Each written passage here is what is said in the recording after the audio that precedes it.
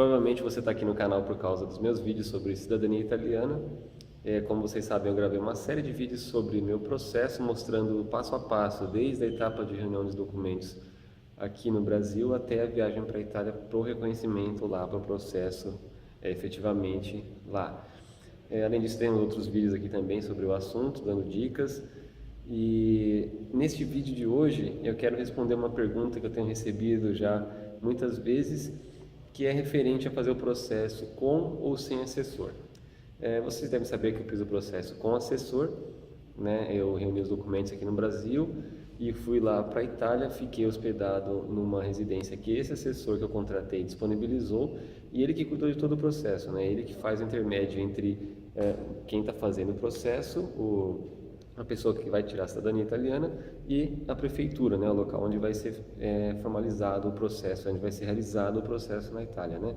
Então você só assina os documentos e vai com ele nos órgãos, na prefeitura, enfim, e o processo é feito dessa maneira, né?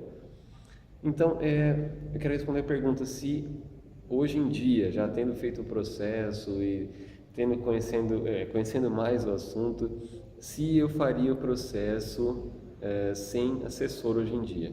Porque vocês sabem, né? Vocês que estão pesquisando sobre isso devem saber já que, perdão, que o serviço de assessoria de cidadania italiana é caro. Porque você imagina que tem desde o gasto com a hospedagem, locação da casa, normalmente já nos pacotes o assessor inclui aquecimento, energia, água, e também isso se estende desde o aluguel até aquecimento, tudo, energia, água, isso se estende por todo o processo. Se o processo durar 5 meses, já está incluído esses 5 meses da sua hospedagem lá. Normalmente os contratos são assim, né?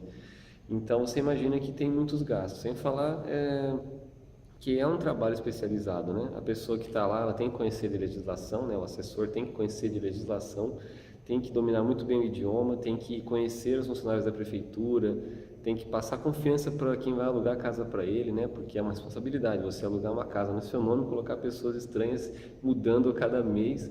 Então, tem toda uma preparação, especialização e um know-how mesmo para fazer esse serviço. Então, tem seu custo. Então, eu acho assim, que se você está inseguro, se você não conhece direito o processo, se você não domina o idioma, e se você acho que vai ter dificuldades para conseguir alugar uma casa, se você não conhece ninguém lá, eu acho que o caminho mesmo é fazer com assessoria, sabe? Foram esses os motivos que me levaram a fazer o processo com assessoria na Itália, foram esses os motivos exatamente. Eu acabei arcando aí com os custos maiores por uma insegurança, por um medo e falta de domínio do idioma e tal, né? Acho que hoje em dia eu tentaria sim fazer o processo por conta própria. Eu acho que eu dedicaria mais tempo a isso, pesquisando a legislação, tendo isso de cor, melhorando o meu idioma para conseguir me comunicar nos órgãos.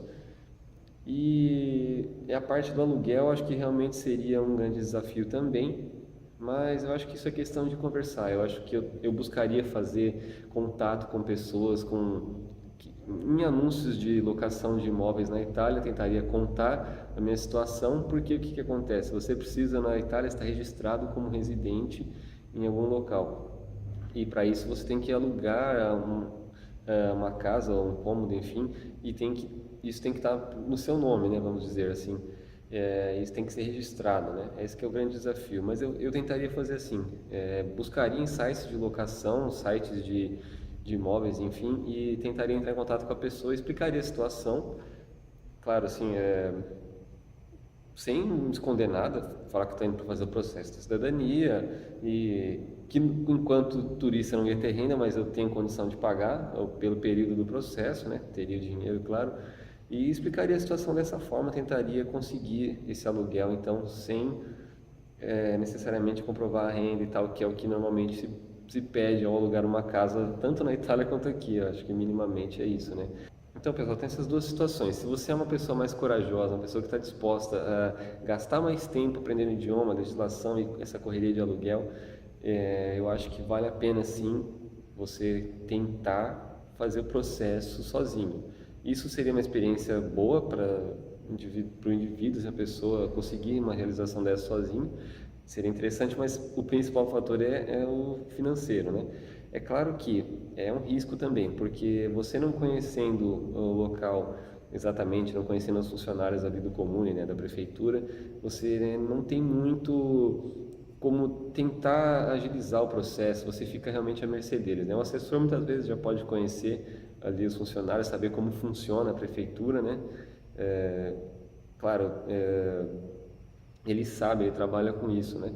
Você indo sozinho teria que realmente contar um pouco com a sorte, porque seu processo pode demorar, pode ter complicações por N motivos e pode acabar estendendo o seu período de permanência lá e acabando com isso que os seus custos com hospedagem e tudo aumentariam, podendo até chegar a ficar próximo ao que você gastaria com o assessor.